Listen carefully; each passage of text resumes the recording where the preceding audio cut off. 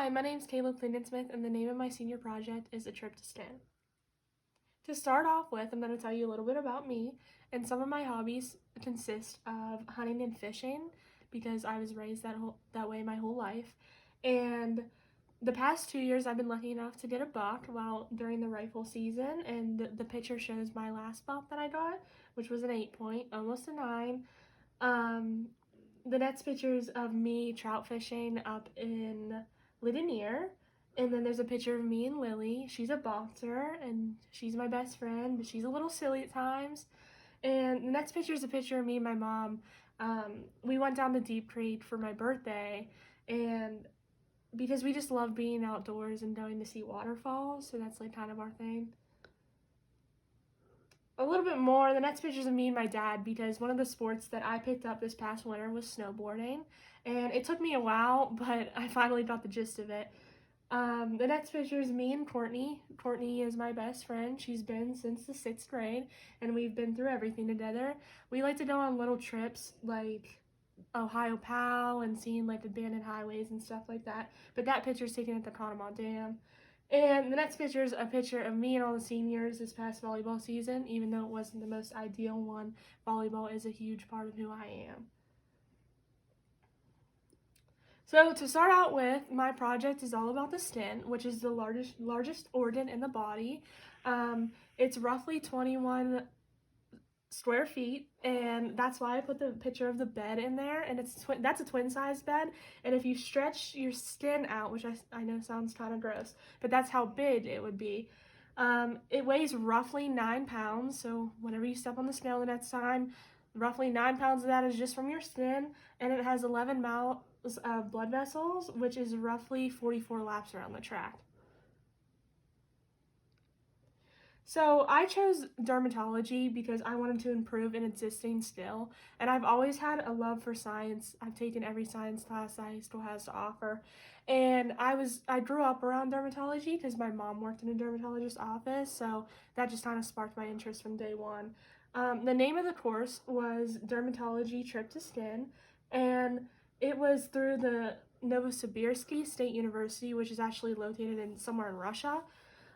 So the professor wasn't that easy to understand, but I got the gist of it. It was a 5-week long course, and it went over the study of the skin and the 4 different branches of dermatology. So my career goals are to become a dermatologist one day, because I'm fascinated with science. I love every aspect about it, especially biology, but dermatology, like in the medical field, has my interest because I love helping people any way I can. I'm always there to help. I have a love for the medical field, and this course really helped me build like my base of knowledge that I'll need to continue in this career path. So my project, I completed an online course which was 5 weeks long that I already talked about. It was named Dermatology Trip to Skin. I took formal notes through the whole thing, and after each lesson there was a quiz that I completed, and like you had to pass with an 80% or above, but that was no issue for me. Each unit was a week long, so there's 5 units, but there's roughly 5 to 8 lessons per unit.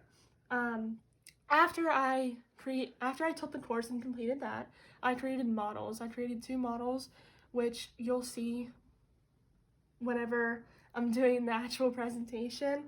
They'll be laid out. And I designed some posters. I did 1 poster per unit, so there ended up being 5 on all different things that I learned.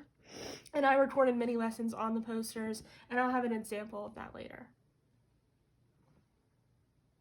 So my first piece of evidence is my certification of completeness from the course, which I'll have available to you guys. My second evidence, I took a cover letter from each of the notes that I took. I typed them. At first I wrote them, and then I went back and I typed them to make them look more formal. And I was actually considering, offering it to the anatomy and physiology course to help them out on some of that. And each unit I roughly took like 13 pages of notes, so each of them ended up being like their own little packet. My third piece of evidence is the models I made. The first one, you can see I put a hair follicle in, so you can see all the different parts of the hair follicle and the veins within the skin, along with the layers of the skin and the blood vessels. The second one, I did on atopic dermatitis, which is when like you have an allergen or something that goes through the layers of the skin, and that's a sensory neuron in the middle of that. My fourth evidence were my posters. So, like I said, each unit had a roughly like 5 to 8 lessons in them, and the lessons were all on different types of things, but they related to a big topic. And what I decided to do was choose the lesson that I enjoyed the most from each unit. So I created 5 different posters on the skin and different issues within them. The first poster I did on just the layers of the skin. The second poster I did on ionizing radiation, which is something that like cancer patients go through. The third poster I did was on your skin changes during pregnancy, which involves like all your hormones and your glands and things like that.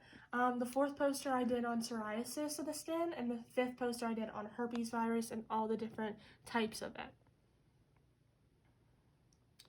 My fifth evidence is a video. It's the mini lesson from my Unit 1 poster on the layers of the skin, so I'm just going to play that for you guys.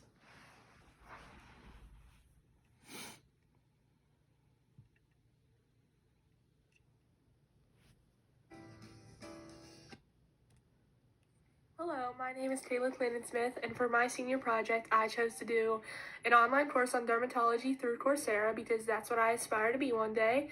And in this video, I'm going to go over a poster I made on one of the lessons in Unit 1. To start out with, I'm going to talk about the epidermis, which is the top layer of the skin. It's about 2200 nanometers thick, which is the thickness of a piece of paper. It contains 4 layers of keratinocytes, which are the stratum corneum, stratum granulosum, the stratum spinosum, and the stratum basal. In these layers, there's melanocytes, which are melanin-producing cells, Langerhans, which are antigen-presenting immune cells, which is your first immune response, and Merkel cells, which are oval-shaped receptors essential for light touch sensation. The next thing I'm going to talk about is keratinization, which takes place in the epidermis, which is when skin cells move from the stratum basal to the stratum corneum in about 4 weeks. But this process will only take about 4 hours with hyperproliferation. The next layer of the skin is the dermis. It is the middle layer of the skin and is responsible for thermoregulation. In the dermis, you can find blood and lymphatic vessels, collagen and elastin fibers, and 3 different kinds of cells. These are fibroblasts, fibrocytes, and mast cells. The dermis can be split into 2 sections, the upper and deeper dermis. The upper dermis, or the papillary layer, contains connective tissue, thinner collagen fibers, and smaller blood vessels, as well as smaller nerve fibers. The deeper dermis, or the reticular layer, contains connective tissue, thicker collagen fibers, thicker blood vessels, and nervous fibers. The function of the dermis is to feed nutrition to the epidermis, barrier function, which is your protection, formation of the elasticity of the skin, and aging of the skin, which is also associated with it. The third and final layer of the skin is the subcutaneous tissue, which is just a fat layer that provides insulation and cushion. So, that was my cover of my Unit 1 poster, or mini lesson, and over here I have the links to the other 4 that I did on the other 4 posters.